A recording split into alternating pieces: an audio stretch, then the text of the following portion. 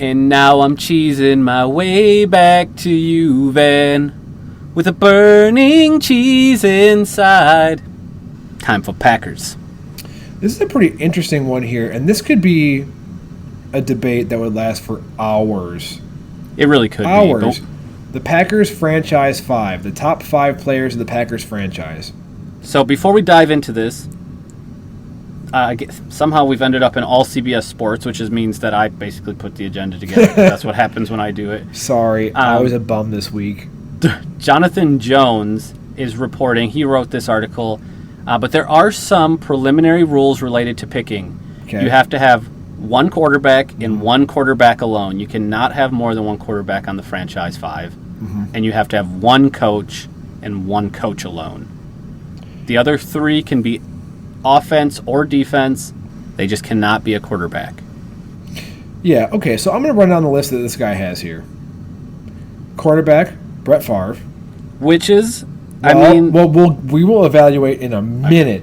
All right, go ahead. In a minute. Sorry.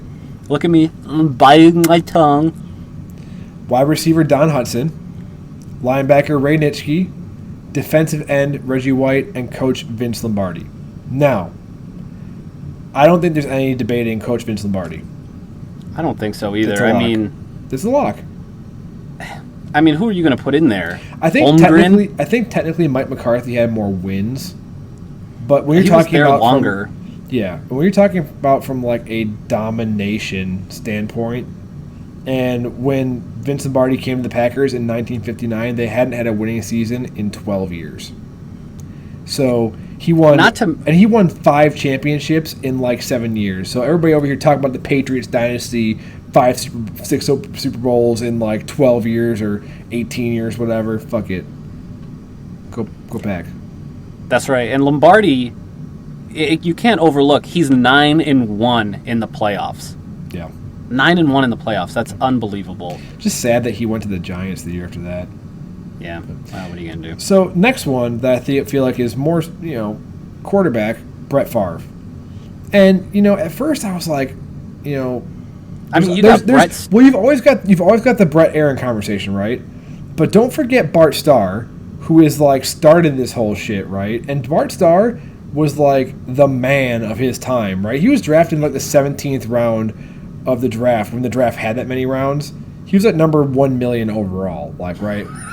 Not good. But, so I thought to myself, like, how are you going to have Brett Favre on, like, your Mount Rushmore? I mean, how are you not going to have Bart Starr on your Mount Rushmore of Green Bay? And this guy makes a good point. Brett Favre has every quarterback record the Packers have. Except for, listen to this one. Starr, this is a quote, Starr is a legend with his 5 NFL championships and an MVP. Yes. Favre got 3 MVPs, 1 Super Bowl, 2 appearances. But again, it's an embarrassment of riches, honestly. But Favre also was because Bart Starr was part of, again, turning the franchise around. Brett Favre turned the franchise around as well. We were trash,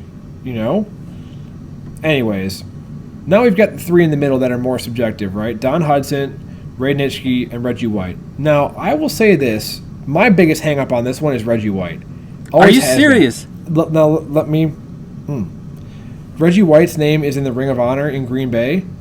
To me, it's not 100%, I don't want to say deserved, but it was a knee-jerk thing. Because he was only with us for like 5 years. It wasn't that long. He wasn't a career Packer. He made his name in Philadelphia, came here, then went to the Panthers for a year. He retired and then went to the Panthers for a year. It was weird. Don't get me wrong. The Minister of Defense, excellent player. I just don't know, like, I feel like that we were very quick to rush him up the list.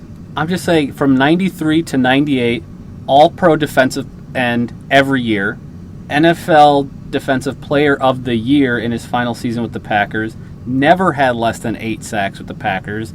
I mean, what are you going to say? I mean, that's legendary stuff. That is an all-franchise performance.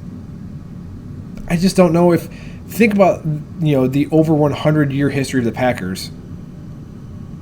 I mean, and then you get Ray Nitsky in here. That's the guy who comes to mind when I'm thinking, like, okay, who is the defensive powerhouse who really was a staple of this franchise?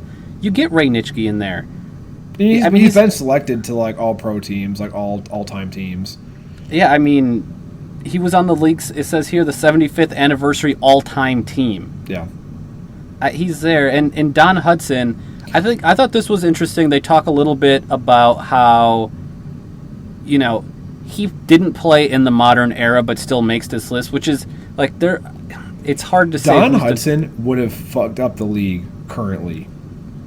Like Don Hudson, if you had, now granted he wasn't like, you know, people were physically different back then. People now are like beasts, and you had just like roly polies playing offensive line back in the day, just fat guys. Put a fat guy there, you can't push him. And now people are strong as shit, fast as shit.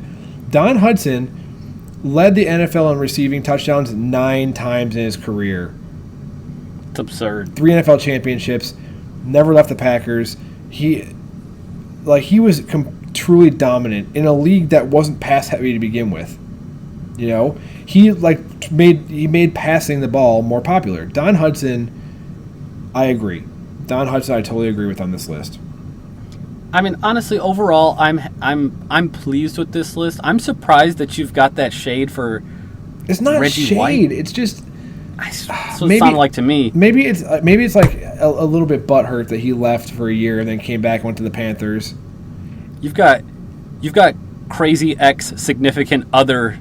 I just feel like with Reggie White. I feel like we rushed into putting his name on the Ring of Honor and all that stuff, and but then I think back, and sometimes I'll go back and watch Super Bowl 31 highlights, specifically Reggie White's 3 sacks, when he just is a beast of a human being and just one arm through a dude.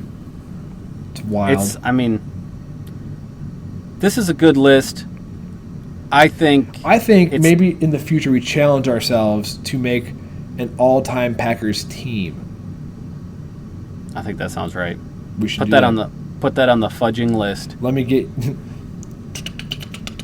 It's on the list. All y'all out there on the internet, let me know what you guys think about this list. I think we're kind of loving it, though. I would have to take time to think about the 3 in the middle. We'll catch you everywhere. Bye.